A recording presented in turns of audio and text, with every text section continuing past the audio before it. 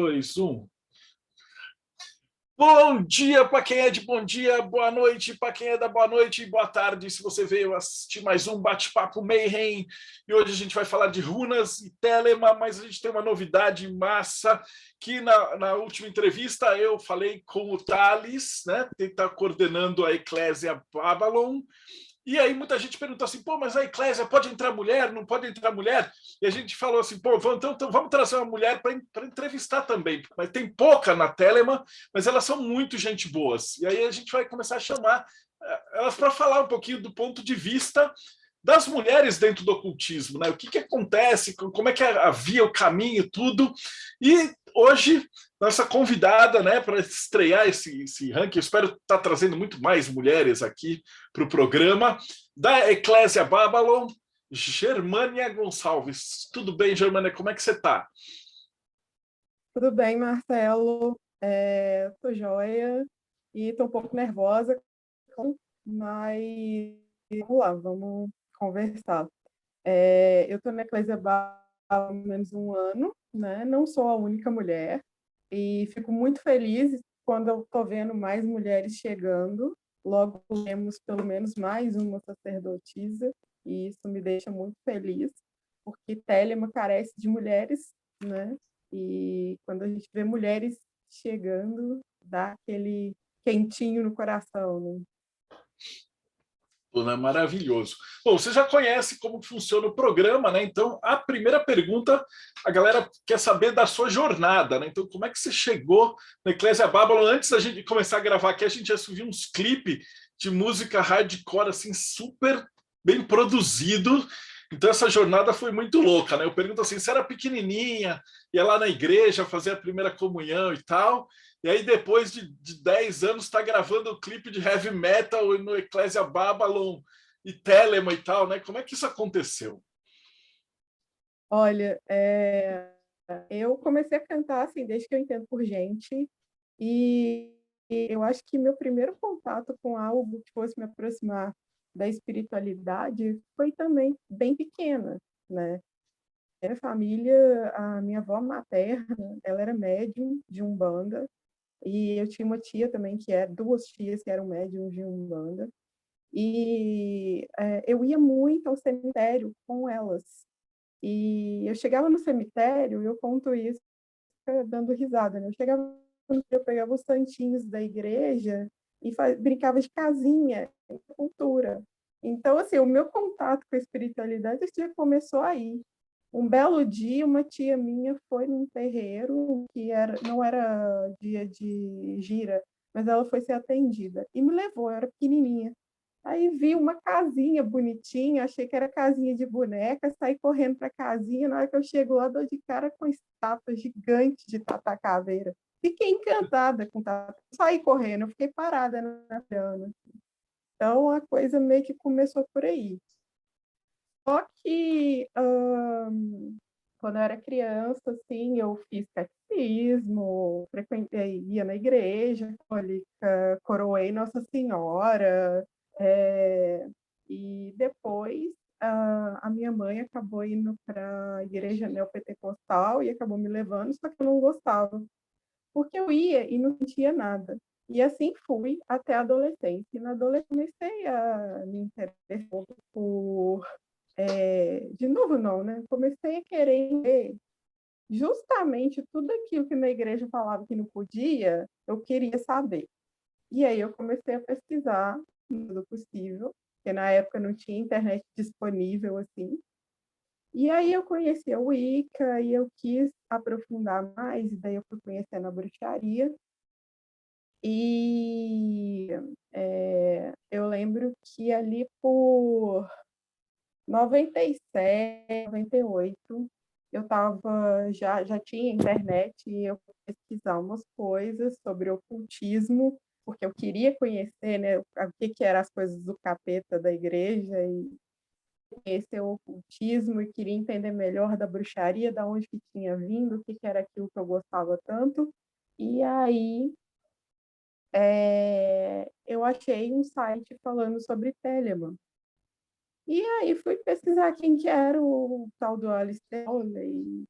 E o o livro telêmico que eu li, eu acabei me deparando, não lembro mais o que foi, era aqueles blogs que tinham, que juntava tudo quanto é coisa de magia. Eu não me lembro o nome do blog, eu tentei lembrar hoje para falar na entrevista, não lembro. E aí eu achei o Liber 49, que é o Liber do Jack Parsons, que é o que fala sobre Babylon. E eu li aquele Liber uma, duas vezes, e fiquei encantada com a tal da Babylon, né? Falei, cresceu, quero ser igual a essa Babylon. E beleza. Encontrei um site, acho que é da Ordo AA, e comecei a ler sobre Telemann, li o livro da lei, né, tem Vinas, e comecei a querer ler e fazer as coisas sozinha, que é totalmente errado, né? Quem estiver vendo aí, procura uma linhagem, se quiser a você procura uma linhagem, porque sozinho não dá. E aí, larguei de mão. Realmente, sozinho não dá para mim dar. E disso eu fui para estudar outros tipos de ocultismo e acabei entrando na minha primeira fase ateísta. E minha fase ateísta durou ali de 99 até 2000, mais ou menos. Aí depois eu comecei a estudar o kardecismo. Viajei no kardecismo e sempre fui uma pessoa muito cética, apesar de ter aí ligação gama de diferentes, eu sempre fui muito cética. Então, eu comecei a estudar o kardecismo depois dessa fase, porque a minha cidade é a cidade do Chico Xavier, né? Então, assim, tem kardecista aqui para todo lado. E só que eu não gostei, né? Eu vi que não era muito a minha praia e voltei de novo a estudar ocultismo. E aí eu conheci a Quimbanda, só que eu só conheci de falar, né? Não tinha ido nenhum nessa época. E comecei a estudar as coisas ali que o pessoal, né, todo mundo gosta que gosta da mão esquerda começa, goetia, demonolatria, demonologia, aí já fui para o satânico, aquela coisa toda. Aí, quando eu fiquei grávida do meu filho, em 2004, eu passei por outra fase ateísta de novo, né? E comecei a questionar tudo de novo. E naquele ceticismo, naquele ateísmo todo. E quando ele nasceu, eu voltei lá na missa, né? Que eu esqueci de falar, porque eu sempre ficava me perguntando por que do meu nome. E quando eu descobri a origem, eu queria entender, né, ali, conhecer a mitologia nórdica e Aí eu comecei a estudar mitologia nórdica desde muito cedo. Eu era adolescente nerd, então eu estudava ali mitologia grega, mitologia nórdica, pegava enciclopédia, aqueles livrão grosso, e ficava ali lendo de mitologia e passava o dia inteiro, minha diversão era. E aí ele nasceu, um ano depois eu comecei para as runas com outro olhar e comecei a estudar como oráculo, né? A minha formação em engenharia ambiental não tem nada a ver com história ou com línguas, com literatura, nada disso. Só que eu quis estudar as runas e aí comecei a estudar como oráculo, né? E comecei a perceber ali que as runas são energias da natureza, né? Elas representam as energias da natureza. Oráculo. Não sendo oráculo, é um alfabeto. Mas no caso do oráculo, elas representam energias da natureza. E comecei a estudar as runas ali por 2006, mais ou menos. E não, eu tinha muita insegurança para poder ler o oráculo para outras pessoas. E estava ali, ao mesmo tempo que eu estava estudando runas, eu estava ali enfiada em biologia, afismo, etc. E eu conheci também os osquiacultos no período. Eu sempre fui buscando várias coisas diferentes ao mesmo tempo. Eu sou uma pessoa que faz várias coisas ao mesmo tempo, né? Isso acho que é muito natureza fazer isso. Eu não consigo fazer uma coisa só, tenho que fazer várias, senão eu não me sinto viva. E aí eu conheci os osquiacultos e comecei a praticar zoosca também, né? E demorei muito tempo para ler runas de forma oracular para as pessoas. Eu acho que eu comecei a ler depois de 2012. E aí eu já tinha passado, até 2012 eu passei em alguns grupos satanistas, alguns,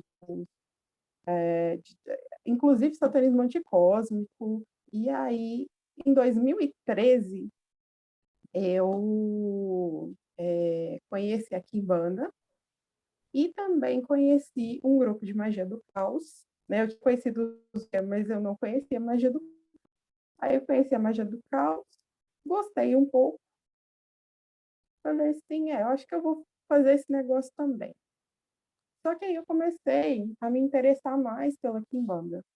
Comecei a cuidar de Exu na minha casa, que eu não tinha ido em terreiro nenhum ainda, e comecei a fazer o negócio sozinha. Chegou um ponto que eu falei assim, não, agora eu vou ter que ir para um terreiro, porque senão vai acabar acontecendo alguma coisa errada aí. E eu acabei indo para o terreiro em 2014 e tá no grupo de magia do caos, e o pessoal não gostou muito da ideia ali de ir para o terreiro, que achava que era crença limitante, não sei o quê. O pessoal acaba se impondo muito, né, dependendo do grupo. E a pessoa acaba sendo ali muito bitolado e achando que tudo é só a mente e que as coisas não acontecem de verdade, né? E aí eu acabei optando por ficar no terreiro, né? Saí desse grupo Magia do Caos e fiquei no terreiro de final de 2013 até o início da pandemia. Isso junto com a prática da magia nórdica também, porque ao mesmo tempo que eu aprendi as runas, eu não tinha como isoladas e não praticar magia nórdica, não praticar a fé nórdica. Então, hoje em dia, eu digo que eu sou uma pessoa que pratica a fé afro-brasileira, a fé nórdica, e sou também telemita agnóstica. E aí, em 2019, eu vi o vídeo da Abadia de Telemann, que era Sororigni, que é a minha irmã de linhagem, que eu sou, assim, super fã dela. Ela foi uma mulher que foi teve um preponderante para que eu resolvesse escolher Telemann de novo, né? Depois de anos. E eu me esqueci o nome da outra moça que fez o vídeo, com ela falando sobre mulheres em Telemann. E eu falei assim, gente, eu vou pesquisar sobre essa linhagem. E pesquisei a mensagem, no que eu fui prontamente recebida, né? Não sei por quem, mas aí logo depois eu mandei um e-mail solicitando instruções, e aí meu instrutor já me respondeu e eu já comecei no período estudante. 2020, ali por agosto, eu assinei meu juramento de probacionista, né? Sou probacionista da Santa Ordem. E aí eu comecei no probatório, eu voltei a pensar naquela dona lá que eu conheci em 97, 98, que eu queria ser igual a ela quando eu crescesse. E resolvi pesquisar sobre, né, alguma ordem, algum grupo que estivesse ligado diretamente a Babylon, aqui no Brasil. E foi quando eu encontrei a Eclésia Babylon no Instagram. E o interessante é que os meninos falam, né, lá da Eclésia, os bispos, que eles convidaram as mulheres. E ia. E eu achei. E fui. E aí pedi para participar de uma palestra que ia ter. Fiquei a palestra inteira calada e de microfone desligado, câmera desligada. E depois que terminou, entrei no grupo e comecei a conversar com os bispos, né? E aí um deles chegou para mim e falou: Você não quer ser a sacerdotisa da eclésia? Eu falei: Não, peraí, calma lá. Eu preciso partir primeiro para eu sentir se é isso mesmo que eu quero.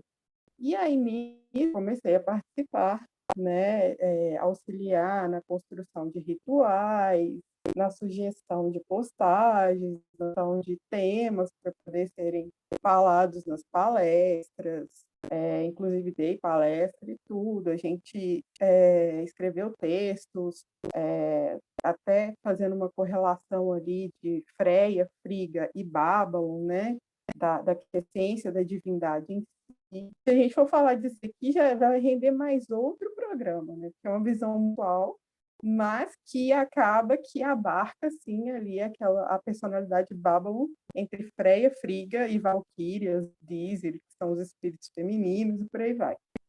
E aí eu comecei a fazer esse trabalho que está bem mais ligado com a parte administrativa, né, da eclésia, que é um trabalho que seria de bispa, porém, inicialmente fui ordenada sacerdotisa e provavelmente ordenada bispa daqui a um tempo, né? A gente precisa ver como é que vai ficar a questão da pandemia para ver como que fica para viajar para fazer esse processo. Mas assim, eu tentei resumir o máximo do máximo do máximo. Não, mas você já abriu várias coisas para a gente conversar aqui. E essa da Freia, com certeza a gente vai ter que falar hoje, né? Mas desse ponto de vista, você entrou e passou por um monte de sistemas. Então, a minha primeira pergunta vai ser assim: o que é magia para você? Magia, para mim, é tudo. O simples fato de eu existir é magia. Magia é eu estar respirando, meu organismo está funcionando, e aí pegando aquele gancho ali no meu ceticismo, né, na minha necessidade de estar o tempo todo querendo respostas, todas as conexões e toda a química do meu organismo é magia. Tudo aquilo que eu estou me alimentando é magia. Isso acaba virando energia de alguma forma. Então, eu tento equilibrar essas explicações, tanto entre o científico quanto na possibilidade do energético, que seria o produzir magia dessa forma, para poder explicar magia e entender que magia é tudo. Porque você trafega em vários lugares diferentes, né? Então, você ainda faz o seu trabalho de Kimbanda, ainda Sim, segue essa linha, e as runas, e a tá até a Telema. vela acesa ali atrás. E como é que isso se entrelaça? Eu acho que essa parte é legal, porque o pessoal que começa, principalmente as mulheres que conversam, geralmente elas falam com a minha esposa, não comigo. Mas elas perguntam assim, poxa, mas por onde eu começo, né? E aí é legal a gente tá tendo essa conversa porque você passou por vários caminhos, né? Então, para alguém que está chegando agora, o que você recomendaria? Assim, a mulher está olhando, ela vai assistir esse nosso conversa e fala assim, putz, essa jornada é muito massa, a magia é legal. Por onde que eu começo? Para magia, de um modo geral, eu comecei.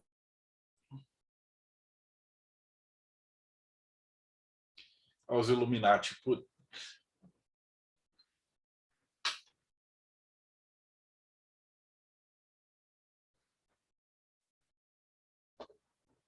Travou para vocês também? Travou. Travou, então. Peraí. Então, responde como se acabasse de falar e aí a gente... Depois eu edito. Quem tá não. Pelo. Para quem está chegando na magia, eu indico. Bom, se eu for indicar o que eu fiz, eu fui por curiosidade. Eu sou uma pessoa muito curiosa, que anseia por respostas. E enquanto eu não consigo encontrar as respostas, claro, então eu vou pela curiosidade. Tá chegando na magia agora, quer ir para a Telemann, busque espaços que se sinta segura. Não só em Telemann, tá? Em Telemann, até o momento, eu não tenho coisas a reclamar sobre o ambiente masculino e sobre os homens com quem eu convivo. Mas em outras tendas pelas quais eu passei, eu tive problemas.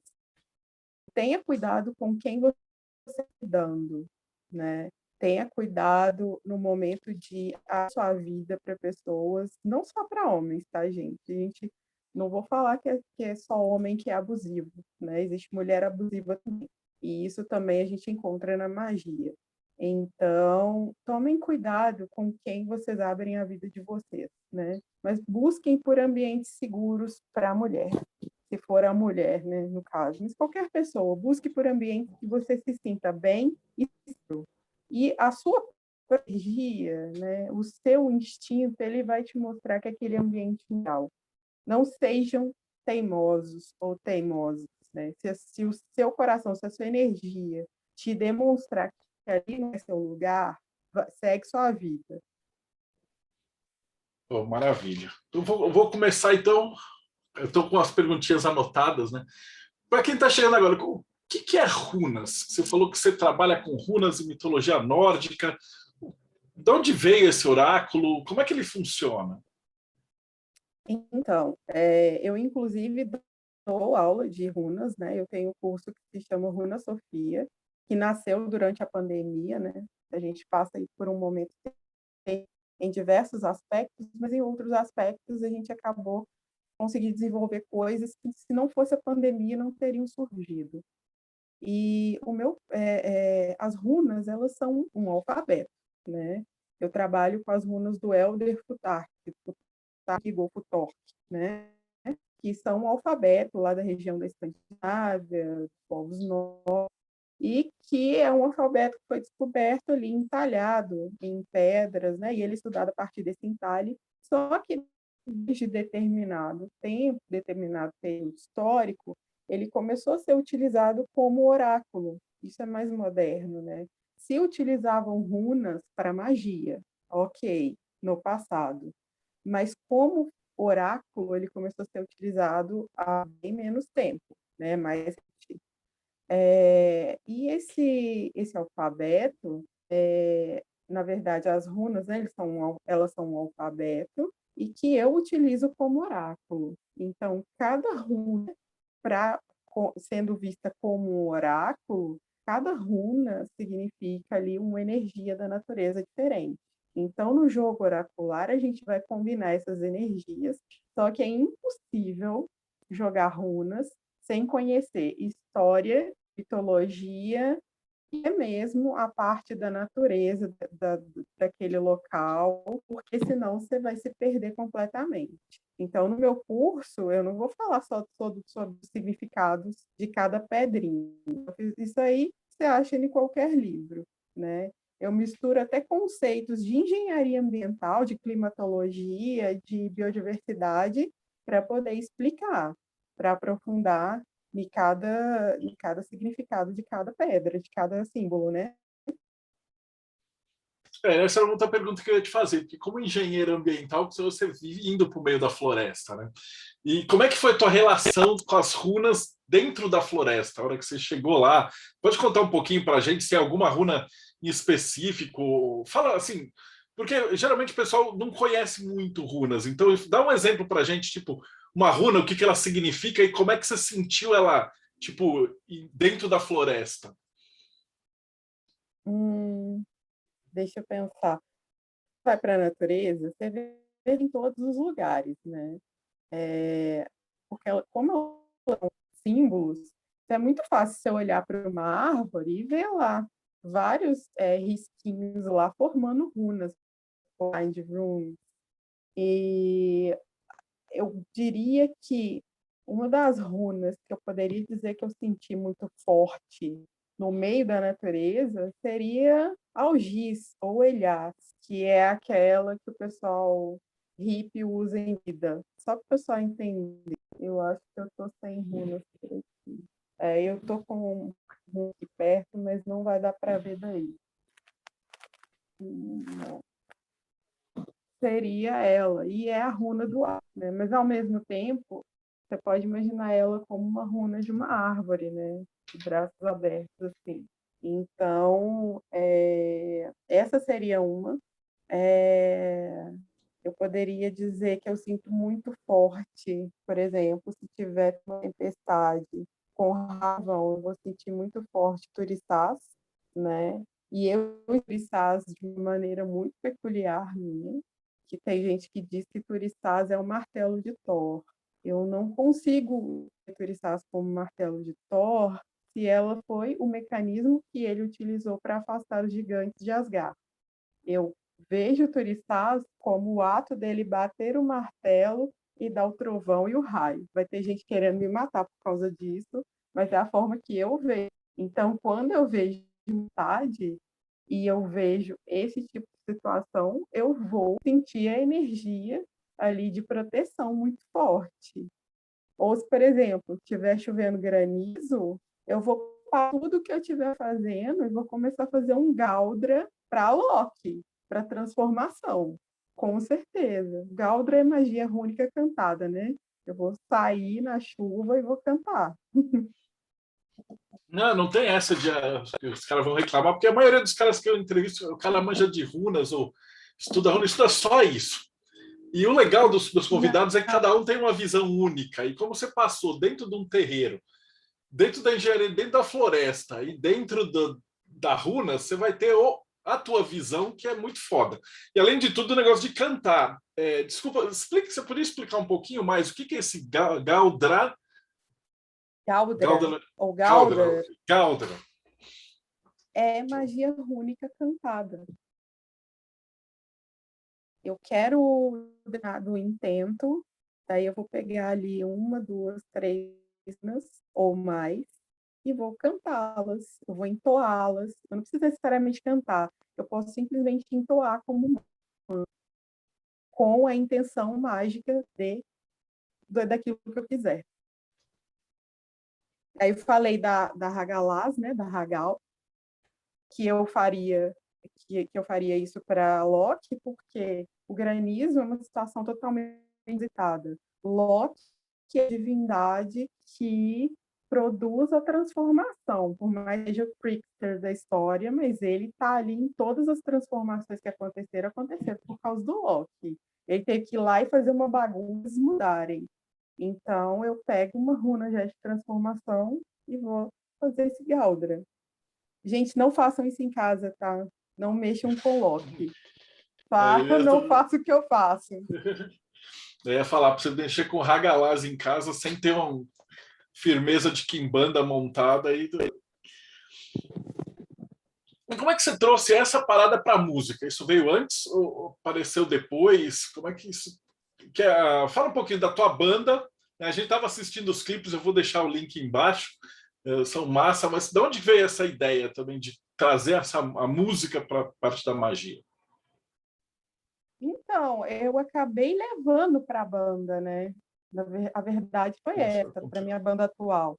Na banda anterior, bem, eu era a bruxa da banda. Então, as nossas apresentações, né? Na Hora The Evil, eu me vestia de mago negro, né?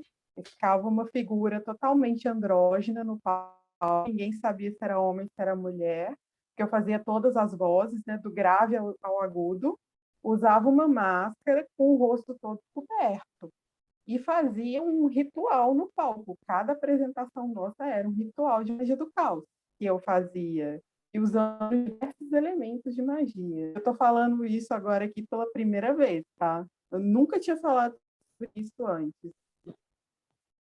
E na outra banda, né, a atual, que é a Paradise in Flames, com a mudança da banda, com a entrada de novos membros, né, a gente começou a inserir esses elementos de magia também, e o pessoal que produz os nossos clipes também gostou da ideia. Então a gente começou a colocar ali um subliminar daqui, um subliminar dali. Inicialmente a banda fala muito sobre o existencialismo, né? O meu guitarrista, que é o membro mais antigo da banda, que fundou a banda, né? Ele gosta muito de tocar nesses temas da existência, né? No existencialismo. E a gente vai colocando umas pitadas ali de magia daqui e dali. E putz, eu tô ruim de nome. Quando você fala Dalgras, eu tô mal hoje. Galdra, É que eu tomei a não, segunda shot da vacina, eu tô zoadão. Mas você usa isso na música também? Como é que é a sensação?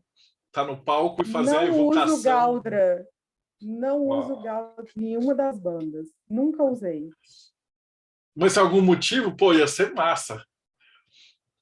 Para não, porque assim, como o estilo da banda ele vai muito ali pro metal mais extremo e não tem nada a ver com música épica, coisas assim, daí a gente mistura muito essa pegada nórdica, não. Porque já tem estilo que vai muito com esse tipo que casa com esse tipo de magia, né?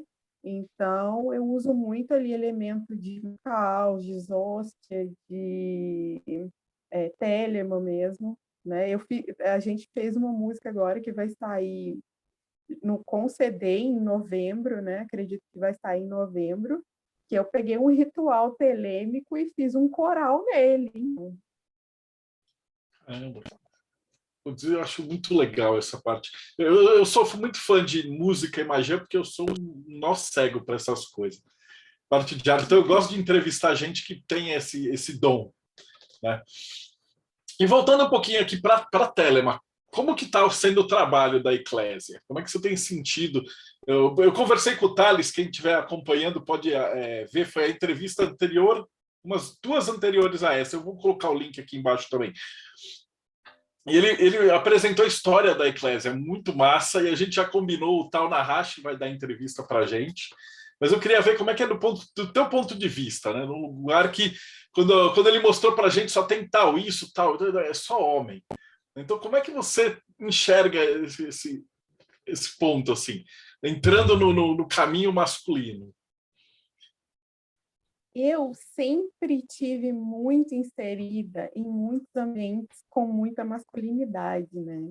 Eu tenho muitos amigos homens. Então, assim, para mim, entrar nesse ambiente não foi isso, não foi nenhum parto cesárea de 24 horas, não. Foi assim, devagar para poder sentir a coisa, sentir a energia e ver se era aquilo mesmo que eu queria. E uma coisa que me chamou muito para a Eclésia Babylon foi a possibilidade de continuar trabalhando todos os meus outros sistemas mágicos e, e conseguir trazer isso para a Eclésia. Tanto é que vários rituais que a gente fez, né, foram esses elementos que eu fui pegando de outras egrégoras que eu trabalho e colocando da Eclésia. O último ritual que a gente fez, a celebração das crianças, eu peguei elementos de candomblé, de umbanda e joguei dentro da Eclésia Babylon, com o Telema. Então, assim, essa possibilidade de estar trabalhando, né, com todas as egrégoras que eu já trabalhava, e de uma forma ter nenhum conflito, ali convivendo com pessoas de várias crenças diferentes, né? Chega muita gente na Eclésia Babylon achando que a Eclésia é uma ordem de instrução, né? E a gente já isso bem claro, a gente tenta deixar isso claro em todas as palestras, que a gente é uma igreja telêmica, a Eclésia é uma igreja, né? Ela é uma igreja telêmica. Telêmica também, nós também somos gnósticos, iluministas livres, e não somos uma ordem de instrução. Assim como os bispos, os sacerdotisas, sou uma facilitadora. E disponível para quem quiser conversar comigo. Eu gosto de conversar, gosto de explicar. Então, quem quiser conversar comigo pode chegar no meu inbox, que eu vou conversar, que eu vou explicar, né? E gosto de fazer isso. Então, assim, outra coisa que também me chamou muita atenção dentro da Eclésia Babylon, e que é uma das coisas que me faz querer continuar, é o 4G Solidário, porque eu fui voluntária em algumas ações do 4G, né? Então, é uma possibilidade da gente estar trazendo uma abertura das pessoas, né, dentro da magia, não só Elima, mas dentro da magia no geral, para abrir o olho e ver que a gente mora num país cuja desigualdade social é imensa. E se a gente pode fazer um pouquinho, né, no nosso bairro, na nossa rua, que seja, é suficiente para poder ajudar a coisa. A gente não vai ficar ali preso só em discurso de internet, elitizado, em vez de pegar e fazer alguma coisa. Lógico que eu não vou pegar e vou obrigar ninguém a pensar dessa forma, né? Mas eu penso que se a gente começa, né, ali com esse movimento de conscientizar a comunidade mágica, a comunidade telêmica, dessa necessidade de abrir o olho para a nossa realidade, né? Por mais que muitos telemitem errado a realidade, mas a nossa realidade ela é muito diferente do Crowley, né? Ele era um cara abastado. A gente vive num país que está aí, os níveis de pobreza estão aumentando cada dia mais. Então, se a gente pode fazer o mínimo possível, né, eu penso que é algo que me prende muito ali na Eclésia Babel, o Papo Gestualidade. Esse é um movimento que eu abracei com unhas e dentes e garras, assim como também de aproximar mulheres da Eclésia Babel e estar tá ali para o que vier enquanto eu estiver na Eclésia, estar tá auxiliando nessa recepção dessas mulheres e estar tá criando um ambiente seguro, mulheres estejam presentes, estejam trabalhando e estejam ali se tornando sacerdotisas, membras, diaconisas e bispas e etc. Ah, massa. Ó, eu estou com uma pergunta aqui do Jorge. Ele está falando assim que é legal de estar falando com uma pessoa que segue dois caminhos ao mesmo tempo, né? O caminho nórdico e o caminho da Quimbanda. Se você puderia falar um pouquinho dessa mistura, né? De se dentro do terreiro a parte de... Eu vou até complementar a pergunta, se as entidades elas sentem essa energia em você, ou se alguma entidade que está já ligado com essa egrégora falou com você ou se manifestou. Então, se você puder contar para a gente um pouquinho da experiência de entrelaçar essas duas energias. São várias, né, na verdade, e ao mesmo tempo não deixei todos os sistemas pelos quais eu passei para trás, né? E ainda utilizo outros sistemas mágicos, mas falando aí de Quimbanda e de fé nórdica, que é a fé nórdica, as minhas entidades, né, principalmente Exu e Pombagira, eles são espíritos de pessoas que já viveram aqui na Terra. Então, com certeza, eles passaram por sistemas de guia e acabam que eles se aproximam das pessoas, né, que a gente trabalha, elas se aproximam da gente por similaridades. Então, com certeza existem essas similaridades. Hoje, inclusive, eu estava vendo um vídeo, não me lembro o nome do pesquisador, que ele traçou um paralelo entre os pontos riscados de Exu com os estaves da fé nórdica, né? Que, lógico que tem aí a ver com a questão Umbanda e do Candomblé, principalmente no Candomblé não, mas na Umbanda ter pegado vários outros elementos de magia ali, europeia, indígena e tal, e aí pode ter trazido isso junto, mas sim, eles espíritos aqui na Terra, então enquanto eles foram espíritos, eles conheceram outras coisas, podem ter vivido há anos atrás, e várias outras vidas, e foram juntando isso tudo até se tornarem Exu e Pombagira. Nunca tive problema no terreiro que eu frequentei, a dona da Pombagira, né?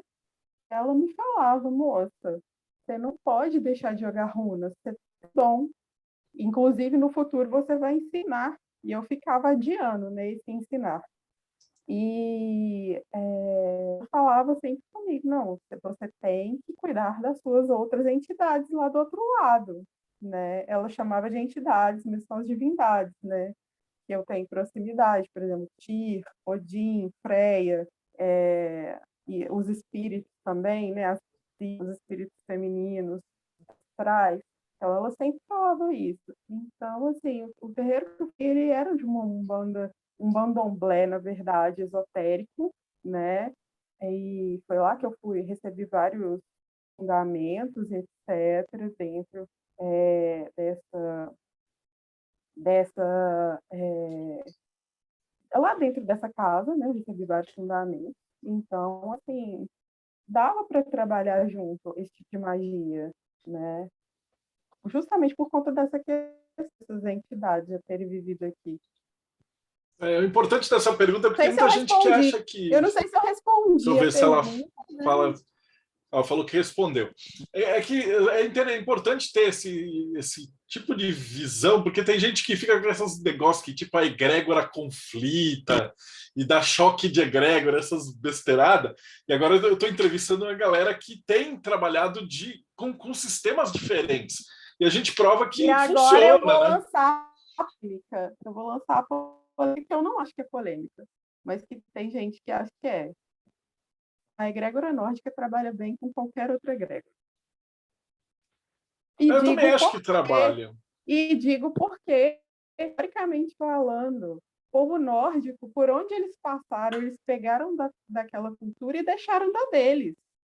Então, assim, é isso. Eu penso assim, eu nunca tive nenhum conflito da egrégora nórdica com nenhum outro tema de magia com o qual eu trabalho. Posso ter tido conflito em outras egrégoras, mas da egrégora nórdica, não. Fantástico. E ó, e a Sabrina está pedindo para você falar do negócio da freia. Então não esquece de perguntar para ela, volta lá. Então, por favor, fala um pouquinho para a gente. Tem um texto nosso numa edição da 777 falando um pouco sobre isso. Porque o que acontece? E por isso que eu te falei que daria o programa, porque a gente ia ter que falar detalhe por detalhe sobre freia. Mas eu vou tentar resumir o máximo possível. A etimologia da palavra freia e da palavra friga, elas têm provavelmente uma mesma etimologia, e como todos os textos que chegaram para a gente, das Edas e das Sagas, que contam as histórias, eles foram trazidos, eles foram escritos, né? Eles eram contados caldos. Era aquele povo que saía contando história um para o outro, conta um ponto, aumenta um ponto, e contaram isso para os monges. E aí os monges escreveram essas histórias, e essas histórias chegaram para a gente passando ali pelo crivo, né, da igreja, passando pela moralidade da igreja. A igreja não traria para a gente uma divindade que, ao mesmo tempo que ela é mãe, que é a senhora do lar, ela é a mulher lasciva da cidade. Né? Esse é um ponto. Outro, Freia significa senhora, assim como Frei, irmão dela, significa senhor. E isso dá uma alusão para a gente de que esta poderia ser uma divindade com um outro nome totalmente diferente. Então, a Freia que a gente cultua hoje e a Friga, o nome com certeza é outro. É o nome de alguma divindade perdido ali na história. E aí, sendo ela essa mesma divindade, com todas essas características, por que não compará-la com essa mesma essência de criação e destruição? Fantástica essa história. Depois você me passa o link dessa 777, eu coloco aqui embaixo o pessoal assistir. Pô, Germana, foi sensacional essa conversa. É muito legal de ver que tá essa presença, né, feminina na eclésia e tudo, e nos vários sistemas que você trabalha. Só ficou faltando a pergunta principal, que é como é que o pessoal te encontra, né? Eu tenho, vocês acabaram trazendo a história da banda junto, eu tenho o meu perfil, que é para a banda, que é o Opus Mortis, lá no Instagram. É mais fácil me encontrar no Instagram. Tem o meu perfil de magia, que é Biarcan Ferru, que é Biarcan Ferru, e depois você deixa aí no comentário, senão o pessoal não vai conseguir encontrar, que é da Runa Bercana com a Runa Ferro.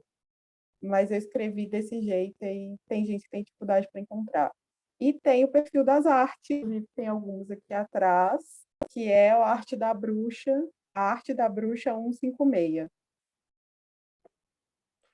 E para as mulheres que querem entrar em Telema e conversar a respeito disso daí, que eu acho que talvez seja a maioria que vai te procurar, como é que é o mais fácil para elas?